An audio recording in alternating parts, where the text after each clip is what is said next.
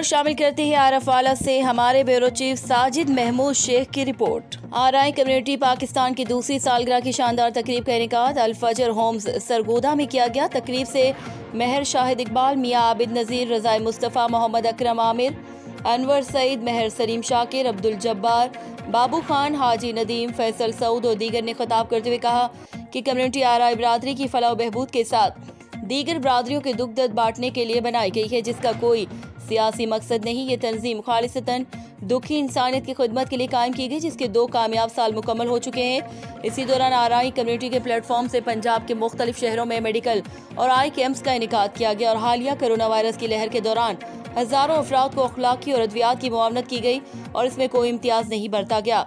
महर शाहिद इकबाल ने शुरा को बताया कि आरआई कम्युनिटी के तहत जल्द बरादरी की बच्चियों की इज्तिमाई शादी की तकरीब का इनेकाद किया जा रहा है। अकरम आमिर का कहना था कि आरआई कम्युनिटी समेत किसी भी बरादरी से ताल्लुक रखने वाले को हर तरह की तिबी अखलाकी मदद की फरहमी के लिए मैं हम वक्त हम हाजिर हूँ।